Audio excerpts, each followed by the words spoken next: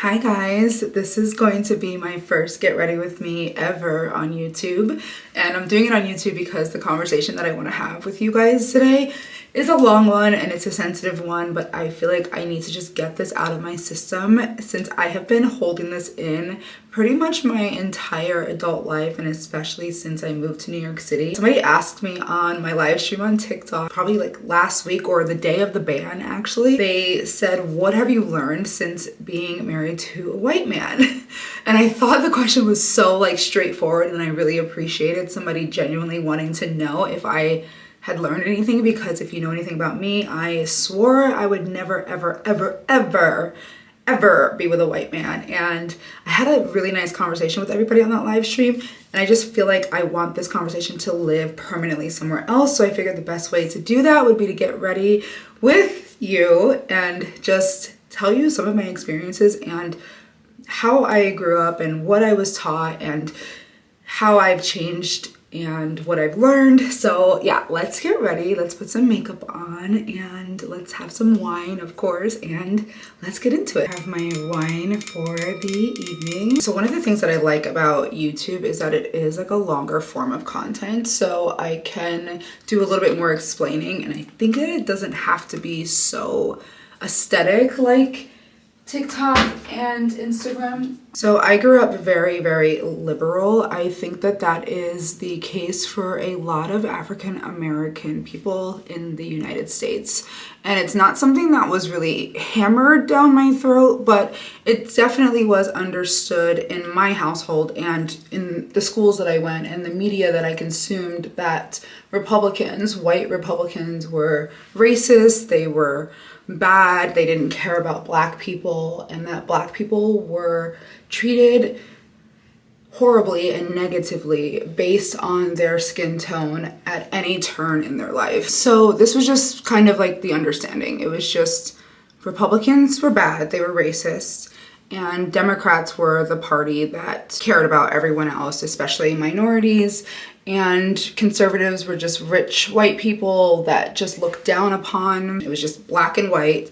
Republicans bad, Democrats good. I grew up understanding was that a lot of the reasons why black people couldn't achieve anything or couldn't do anything or were portrayed badly in the media were because of white people and Republicans and this new term that I learned, white supremacy, which back then I don't think that they called it that, but now I think it's the same term that they would have used back then. Just was said to me like in scenarios, like if something happened and like we saw a video of like a white person yelling at a police officer and they got off on a ticket, they would always say, well, you know, if that was a black person, they would have been, you know, shot. They would have been this, they would have been that. So I just started to learn that and understand that that is the way, that whatever happens to a white person, 10 times worse will happen to a black person, regardless of the situation, because they are black. Now, a lot of this was confusing to me because the majority of my friends that I grew up with were white. So I was learning one thing in most of my life, and at the same time I had all of these white friends, you know, at dance, and I may have been too young to realize or recognize if there were any microaggressions from, you know, the parents or from the kids that they may have learned from their parents or from their schools. But for me, it was just like, these are my friends. I don't know, but when I go to school and when I go home, I know that the rhetoric is just, I am different than them and they are treated better than me by society just because of their skin tone. So even at a young age, I would just wonder, okay, what am I supposed to do with that? Because they're all pretty nice to me. And there were some times that I do remember that they would have, you know, bad nicknames for me. And part of that now, when I'm older, I'm like, okay, was that just like, you know, stupid young girls being stupid young girls? Or was that really rooted in like a deep hatred for black people? Because if it was rooted in a deep hatred for black people, then I don't even know why they would be friends with me. And I think a lot of the time growing up, especially in dance, where the majority of the, you know, people were white because it's a very expensive sport. I think my mom may have experienced some racism, microaggressions, or, you know, just aggressive racism. I'm not 100% sure, but for me personally, it started to contradict itself at a young age, and I never really put that into practice. I just still thought, okay, I'm black, they're white, that's why. I was taught that white people were bad, and yet I was like, my friends were white. Even at a young age, I still was confused as to, okay, are these people bad? Are they all bad? Or some of them bad? Furthermore, I grew up around a lot of my family had white friends, so I would always question myself. You know, in my head, I would never say anything out loud, just didn't want to get in trouble, didn't want to be wrong. But I would be like, okay, so like, are all white people bad? Or like the white people that we know, they're good? Like, what, like which one is it? I was definitely influenced and forced to watch documentaries such as Being Black in America or Growing Up Black in America, and just seeing visuals of black people always being, you know, shot by the police, this and that, and the rhetoric in those documentaries would just be, this is a black person, all he was doing was, you know, walking down the street, and then he was randomly, you know, shot by the police. There was no backstory, there was no, and if there was a backstory, it was just, he was just, you know, a nice guy trying to make ends meet for his family, and he randomly was walking down the street with a hoodie on, and then he was shot by the police. So honestly, literally, my thought was like, oh my gosh, literally every black person walking down the street with a hoodie on is subject to get shot. And I think that that was the point of those. But the reason why this stuff matters is just because it shaped how I literally looked at white people when I got older, when I got out of the house, when I dropped out of college, and when I moved to New York City, and when I met John. And it really, really, like, it was so set in me that I'm not going to achieve things because I'm black. If you know, somebody next to me achieves something before me, it's because they're white. You know, all the things are stacked against me. I'm going to have a black boyfriend, black fiance, black husband. I'm going to have to worry about him every single time that he leaves the house. Like, he's going to get shot. My kids are going to get shot. Like, that is just literally what vision of being black in America is for me. Now, with all of this in mind that you know, you can imagine my thought process coming to New York City. Now I'm grown. I drop out of college, and I'm just like living on my own, doing my own thing, experiencing homelessness. We're going to fast forward a little bit. And I started dating this football player. He was black. It was reiterated in both of us that, you know, he could possibly not come home at night. He can just get randomly shot by the police. And literally that is how we lived our lives in New York City. It was like, okay, you're going out, you can't go out without me. Like, if something happens, like if you see a cop, if you see a police officer, like nothing, don't even look at them, don't even say anything to them. Like, you are a target, you will be shot and killed by the police. Like, literally every day that we left the house, it was just, you could be shot by the police. Heavily consuming media. We would watch every Netflix documentary together about racism, systemic racism. This is why you can't do this, and this is why you can't do that. And I remember he would like look at me on the couch, and he'd be like, see, like, this is why I can't get a job, because it's systemic racism. And he didn't have a fucking job. And I'm like, you know what, you're right. Like, he was like, black women are even in a better position to get a job than black men. And I'm like, you know what, you're right. Like, you're a black man. It's like, everything's against you here. The system is against you, and it's not your fault. We are victims, and we are discriminated against, and we are oppressed. There was one instance where I got a job interview, and I actually got a job as to be an assistant for this man on Wall Street. And it was not like the longest job that I had, but it was very impactful because it was for this like short white man, and I loved this fucking guy. Like, he was so nice to me. He hired me with absolutely no experience. I applied for the job, like, I think through a friend, actually. She was like, I am a nanny for this family. We work together. And she was like, this, you know, he's hiring for an assistant and I can't do it. So I mentioned you. By the way, this woman was white. So it was very interesting that most of the people that helped me in this city were white people. And here I am, I have like these two white people literally helping me get a job. It was so ironic. I was like, are you the enemy or not? Now I'm skipping around a little bit more just to try to keep you guys like up to date and not here for too long. But let's fast forward. That relationship ends. We all know that story. I meet John. John comes walking into my restaurant, and he is literally the polar opposite of anything I ever said that I would date in my entire life. White, blonde, blue eyes, long hair, very loud, outspoken. Literally, if I don't think I could go whiter, you know, except for maybe like the personality being really uptight. But he comes into my life and I'm like, literally, I was just like, fuck. I was like, what? I was like, what do I even do? Because, you know, I fall in love with this guy.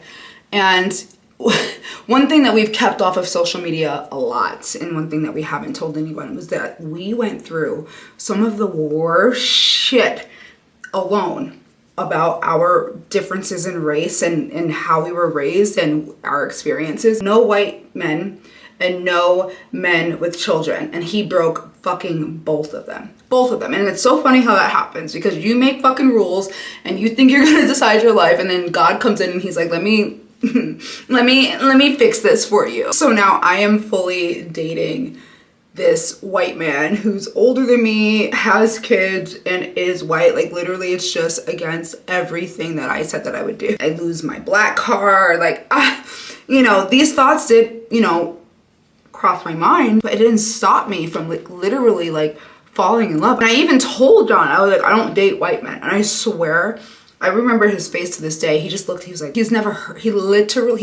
heard that before. And for me, I just thought it was like obvious. I'm like, why are you coming up to me? I'm a black woman. Like, what are we even doing here? Like, this is America. Like, what? Like, I'm not dating a white man. Like, this is not, no. I'm literally in a whole other world. I am suddenly kind of catapulted into an upper class of people. And there is a conversation to be had about that. But this is just my experience, and this is now where I was. So he would start introducing me to his friends, and a lot of them were white, but a lot of them were black. And not just African American, which is so ignorant, because, you know, it is ignorant. They were Jamaican, they were Trinidadian. And when I'm meeting these people, I'm just like, whoa, I'm just like kind of shocked. I have never even met in my life a black person that had such diverse friends as John does. A white man who lives in New York City, who is, you know, who's from Norway, who's Norwegian. I literally thought all of his friends were just gonna be like these white guys that looked literally exactly like him.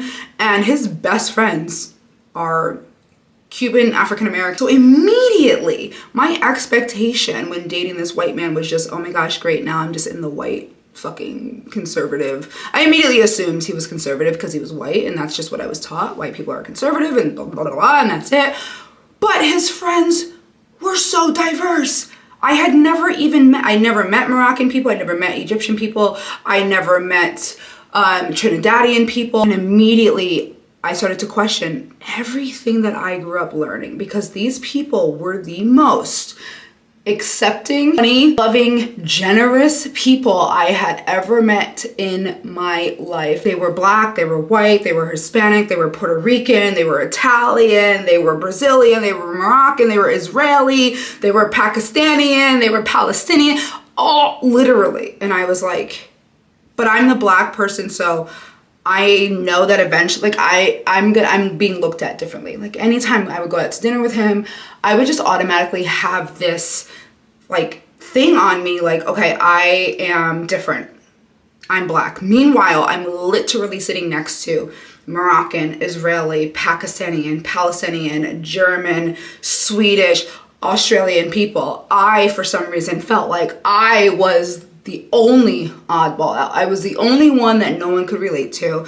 I was the only one who had struggled. I was the only one who wasn't as successful because of my skin color. These are the things that I would think when I would go out with him and his friends. So I am still skeptical, like, of John. I'm still just like, you know, I see you have all these friends, but you're still white. Like, you are the problem, and this is crazy. One day, John and I go to his friend's restaurant. Literally, his friend owns the restaurant. We walk in the restaurant, he wants to show me this restaurant that his friend owns.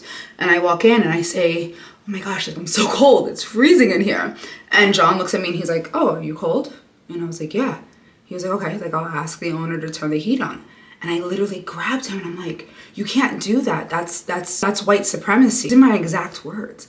I was like, that's white supremacy. You can't do that. You're only able to do something like that because you're white. If a black man like was asking to turn the heat on, that would be like, that you can't do that. And John looked at me and he was like, what? He was like, you said you were cold. I was like, yeah, but you can't. And he was like, you said you were cold.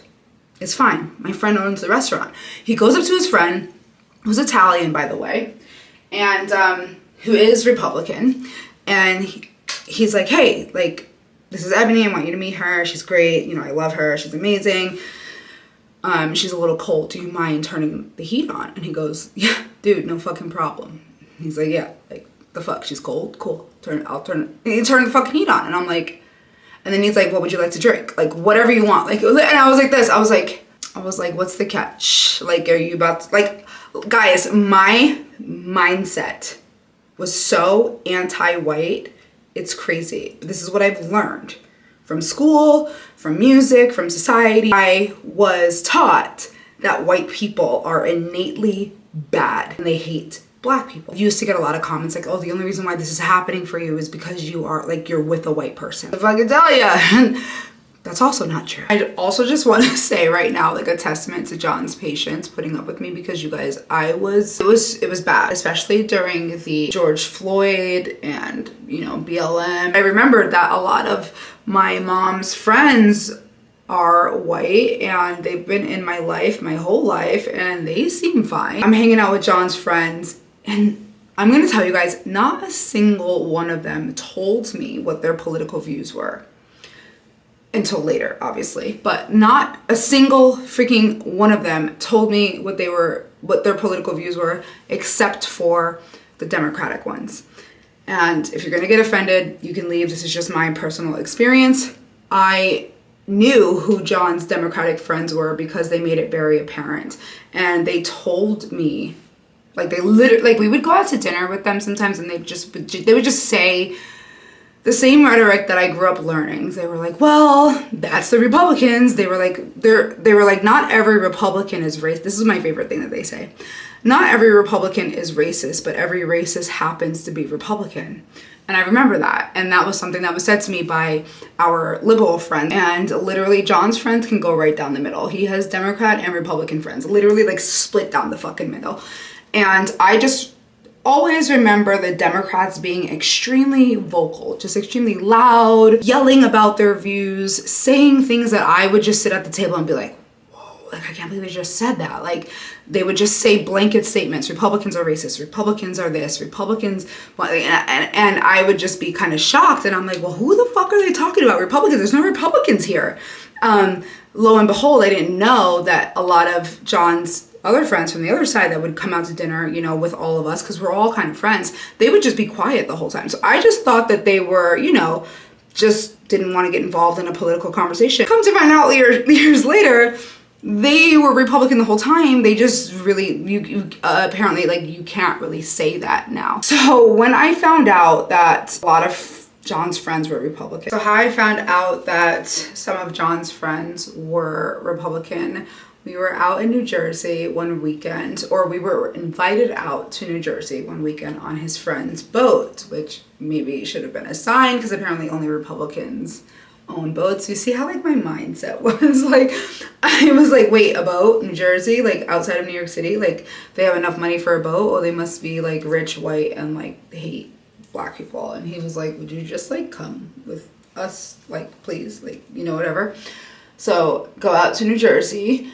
And lo and behold, I see a bunch of Trump flags. All of the houses, like, on the shoreline just say Trump. No one is literally saying anything on the boat. Inside, I'm just like, oh, this is like real. I can't believe what I'm seeing. But what was interesting to me was that the people on the boat and the persons whose boat it was who hired someone to steer the boat, or whatever, the captain of the boat, okay, hired someone for the day so that we could just all chill. So fucking nice to me. I had already met this person several times before, you know, it's John's friend. And he was like, yeah, you know, I think the signs are a bit too much. I would never hail a sign of a political person. But yeah, I do agree that I am more conservative and I'm just, you know, more of a Republican. I was like, oh my God, I'm on a fucking boat with a Republican. I was like, oh my God, like, am I safe? Meanwhile, this person I had known already for like 2 2 to 3 years and never knew their political party. But all of John's like liberal, Democrat, socialist, far left friends, I had known like from I think the second time I met them. I had no idea that this particular person was conservative. Meanwhile, I'd stayed in this person's house. They've had a private chef over cook for us. I've gone on vacations with this person where they allowed us to stay in their home, like hiking, all of these things. Like literally, I've never lifted a finger. I've never paid for a single thing. And I'm like, these are just, we would have amazing, interesting conversation. And all the while, you're a fucking Republican. Sorry, I could not do my lipstick on camera because I literally don't know how to talk and apply lipstick. Instead of, you know, reacting the way that I had always reacted with John or with anyone that I met that was Republican, now I'm like on a boat and I'm just thinking, okay, like maybe this is your chance. Like, you know, maybe there's something to learn about this because this person has been nice to me for fucking years and I never knew that they were Republican. So I decided to just ask questions. Oh my God, you guys know. I never knew that asking questions would be the gateway to relearning things that I was taught. So I decided to ask John's friend, just like, okay, like, what do you mean like you're conservative? I literally said like, you don't like black people? And he just looks at me, he's like, no, like I don't not like black people. Like how would that even be, you know, a thought in your mind? I'm like, well, so you don't like poor people? And he was like, nope, I started my business with $1,000. Now they are super successful. I worked for it and I built my business. So no, I didn't come from super rich, blah, blah, blah. And even John grew up with roaches. He had a 1-bedroom with 5 people. They all slept in that one room. And I'm literally like, I grew up better than John grew up. Like I had my own room, and maybe not my whole life. I don't really remember it correctly, but the parts that I remember, I had my own fucking room. John never had his own room growing up, and he built himself up. And that's just like not the story that we're told about white people and white Republican people. In that moment, I just started listening to John's friend. I just kind of wanted to understand, you know, where he came from, how he grew up. I had no idea. I looked at this man, successful white man, a boat, beautiful house, many apartments, lavish vacations. And I just always assumed like you're just one of those people that I'm taught that just gets everything, you know, handed to them. And he had a fucking story that was just so captivating. I was captivated. And it really, at that moment, I started to just open up and ask questions, but it wasn't without a little bit of resistance and some things that I really did have to unlearn in terms of understanding how other people who have other experiences and may come from a different political background than you experience. I still had to learn how to navigate those situations. I'll give you an example. Every time that we were out to dinner with some of John's friends, and there were a lot of times where we would go out with just like his liberal friends, and I'm only separating these by political, you know, sides because for the point of the story, like otherwise I would literally just be like, we went out with these friends, we went out with these friends, and their political backgrounds would have nothing to do with it. But there were many times where I would go out with his Republican friends and they would tell a story. And so for instance, this is one of the stories I was told. One of his friends was like, oh, I was in line today at checkout and this woman cut in front of me and I was so annoyed because she bumped into me and she made me knock down my beer. This is me at the table. Wait, was she white or black? Everyone paused. They were like, and John was sitting next to me. He was just like sitting there. He's like, and they were like, so yeah, she bumped into me and like she knocked over all my beer. I'm like, wait, was she white or black? And his friend was just like, I don't even know why that matters. Like this woman just knocked over my beer. Like that's just what it was. And later on that night at home, John just kind of asked me, he was like, I just want to ask you like, and this is like when we're first getting, you know, we're dating like, you know, a year in or whatever. He's like, I just want to know like why every time my friends tell a story that you need to know what color the person was that they're talking about. And I was like, well, that's like, this is what black people do. Like we need to know like if the person was white or black. Like I can tell you if they're racist. I can tell by the actions whether or not the person was white or black. Like, and he was like, I don't think that that's true. When I tell you we had so many fucking problems in the beginning, I was like, are you challenging me on what's racist? Because I'm black, and whatever I say is racist is racist. And I would tell him that, and he would just back off. He'd be like, okay, okay. I'm like, if he told me that the person who bumped into him knocked over his beer and she didn't apologize, she's white or she's black because he's white and he's racist. Like, he was like, yeah, but you can't actually tell what color someone is based on the story that they tell. So like John would like say some of these things sometimes, and he wouldn't like, there would be no way that he would like push me to like think a different way, but he would just be like, how do you know someone is black or white based on someone telling you that someone bumped into them and knocked their beer down? So that was just like kind of one little extra aspect. Whenever his friends were telling a story, I would always be the one that would jump in and be like, well, what color were they? And they just couldn't understand how that even mattered to the story. And I just thought, okay, maybe I learned something like a little different. Like, I just, every time I hear a story and I'm with my liberal friends, whether they're white or black, it's like, this white woman did this, or this black woman did this, or this, you know, it was always like, you know, she was white, and you know, like, so I just assumed that the color went along with the story. George Floyd, BLM, John and I were together, we lived together. I was completely brought right back down to earth that, you know what, like, Republicans and white people and police officers, they're all bad. Just immediately. And like in one video, and I immediately looked at my sweet John, I was like, you are the fucking enemy. I was like, you are the enemy. And I got heavily involved with the protests and the riots. I did both. I justified every single one of my actions. I was like, well, they have insurance. They have insurance. This is how we burn it to the ground. We burn the system to the ground. We start it over. Like, we will rip this whole thing apart. I was out and involved physically on the streets of New York in every single movement that I could be. And I would drag John with me. Regardless of the work we had to do as a small business, I didn't fucking care. I was like, we need to be standing up. I was screaming in police officers' faces. I was throwing things. I was out there. One day, we're watching TV and a person texts us from our store, and she's like, your store is on the news. I'm like, what do you mean my store? Like, why would my store be on the news? Like, I've been out in these protests this whole time. Like, why would my store be out in the news? Lo and behold, we turn on the news and our store had been looted. Literally everything I worked for. Like, I'm bouncing around, but by that time, John and I started a business together. Everything I worked for, everything I built, all the time and the money and the sacrifice and the not seeing my family, not seeing my friends, everything I built was in that store. And these people looted it.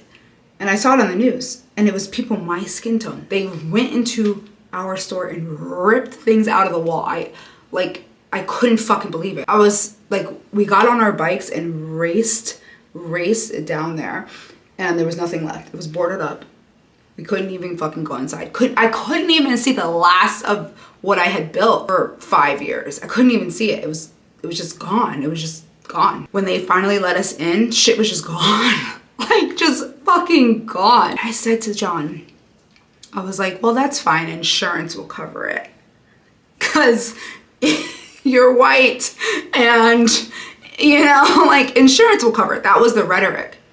And he was like, you don't know a fucking thing about insurance and about business. We will never recoup what we have lost here. He's like, that's not how insurance works. It covers the cost, not what you sell it for.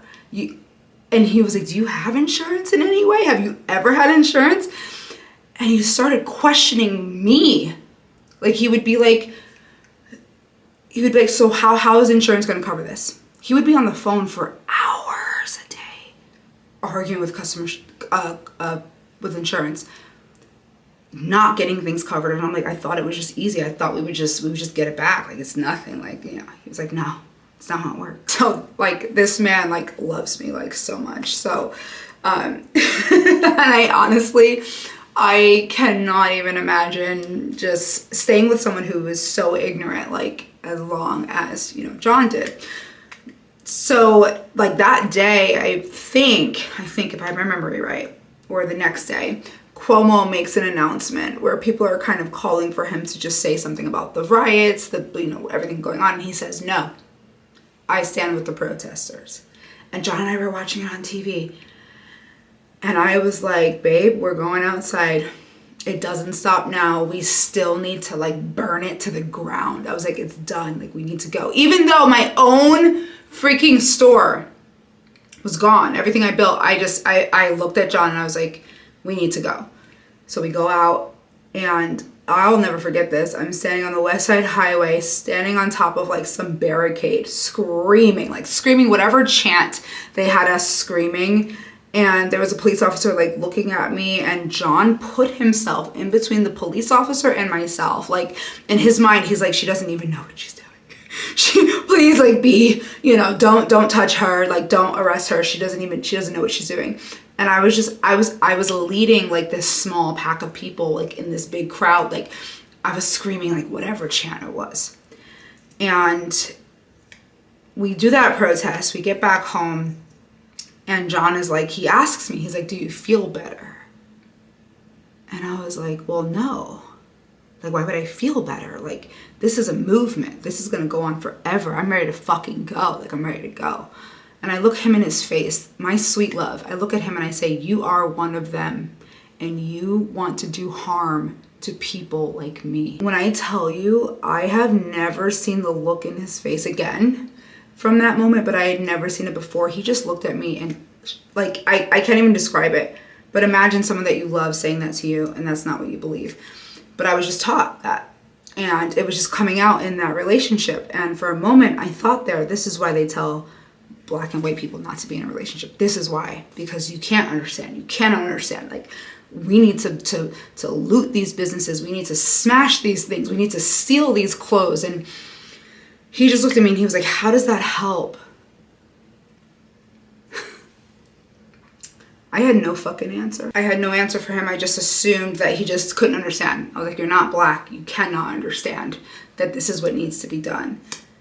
And so I continued bringing him to every riot, every whatever was going on. All he would do is just ask me questions. He would just be like, okay, so how does this help? All right, that building's smashed, that building's, now what? And I'm like, well, I don't know. I have to wait for the next person to tell me, you know, what to do.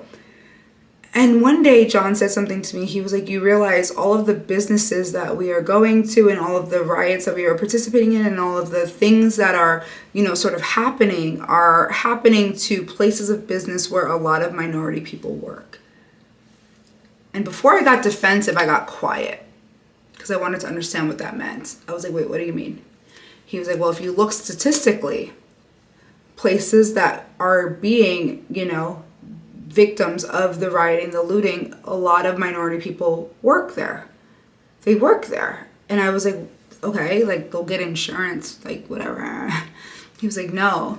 He was like, the movement that you are participating in that you don't fully understand, he was like, it still hurts people of color because majority of people of color work there. And every time I wanted to argue, well, why do you think that is? He was like, right now, that's not going to matter why I think that is. It's the fact of the matter that you are still hurting people in a minority group by smashing and burning down the place that they work at. They cannot go back there for work. That place will no longer be in their community. It will be harder for them to get things that they use on a daily and weekly basis.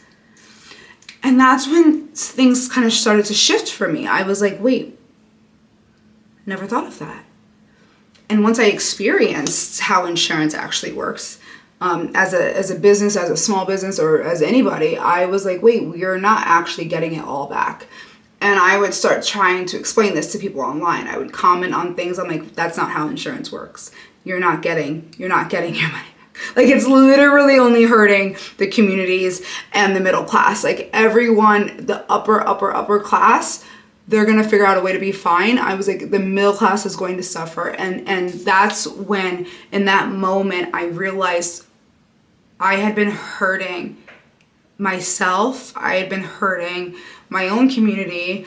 I was so naive in the way that I thought. And when I experienced people from the other side, whether it be like white, rich, Republican, they were not evil to me. They were not mean to me. And at some point I remember just like asking John, I'm like, all right, tell me, like, you just must be like one of them, you know? And he was like, well, have you ever heard of an independent? Just someone who just does not agree with everything that both sides have to offer. And I was like, you know what, that's interesting, because I don't agree with everything on both sides. And I don't think after, you know, unlearning everything I was taught and then learning just a little bit about the conservative side and then seeing for myself just how I'm treated differently depending on which group of friends I'm around, I actually don't think that I could side with a particular side, and I don't even think it's necessary. And that's kind of like where, you know, I landed, and I was just like, this feels like, yeah, this feels good. Like, I would never, I don't understand people that can just wholeheartedly be like, yes, like, Republican, yeah. And I can't understand people like, yes, Democrat, I hate, you know, I just can't really, you know, get down with that. Yes, like in a nutshell, in a really big nutshell, because this video is way long, but I have just learned that just because someone thinks differently than you doesn't mean they hate you. And things that you learn growing up, especially in the school system, and, you know, being that I grew up, I am African American and Black.